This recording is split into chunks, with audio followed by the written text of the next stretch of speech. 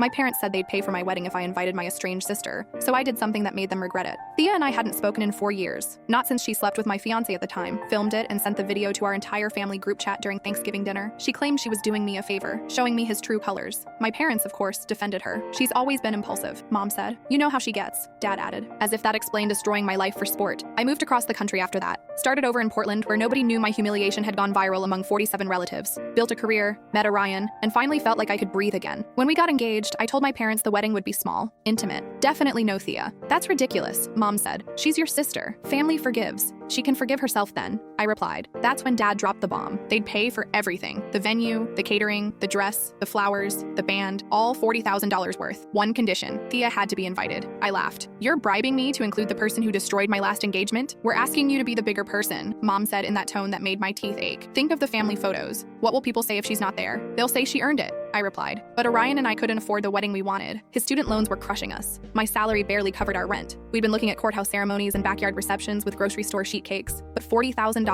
That was the wedding I'd dreamed about since I was 12, before I learned dreams could be weaponized. So I agreed, with modifications. I sent Thea a formal invitation, no personal note, just her name and calligraphy on expensive cardstock. She RSVP'd yes within an hour, adding a message. Can't wait to celebrate you, sis. We have so much catching up to do. My stomach turned, but I kept planning. I upgraded the sound system, made sure we had the biggest screen available for our slideshow, tested it 3 times. The wedding was beautiful. Orion cried when I walked down the aisle. My parents beamed in the front row, probably congratulating themselves for reuniting their fractured family. Thea wore white. Of course she did. A tight dress that left nothing to imagination. She positioned herself in every photo, touching Orion's arm, laughing too loudly, making sure everyone noticed her. During the reception, I stood to give my speech. I thanked everyone for coming, praised my husband. Then I pulled out my phone. Before we continue, I said, my voice steady, I want to address something important. 4 years ago, my sister Thea sent this video to our family. I hit play. On the massive screen we'd rented for our slideshow, there she was, with my ex-fiancé. The footage I'd saved all these years. The room went silent. Thea's face drained of color. My mother gasped. My father's champagne glass slipped from his hand. I let it play for exactly 30 seconds, long enough for everyone to understand. Then I stopped it. Thea destroyed my previous engagement. I continued calmly. My parents defended her, said family forgives, said I should be understanding. Well, Mom, Dad, here's my forgiveness. I invited her, just like you asked. I let her come to my wedding. I even let her wear white and pretend we're close. I smiled at my parents. Thanks for paying for this beautiful venue where everyone can finally see who she really is. Worth every penny you spent. Consider it a lesson in conditional love. I sat down. Orion squeezed my hand, grinning. We'd planned this together for months. Thea ran out sobbing. My mother followed, shouting about cruelty and shame, and how could I humiliate them like this? My father stood frozen, realizing he'd funded my revenge. Half the guests applauded. The other half pulled out their phones, already texting. The DJ started the music back up. Orion and I had our first dance while my parents' empty seats stared back at us. My parents didn't speak to me for 8 months. When they finally called, Dad said, that was unforgivable. Yeah,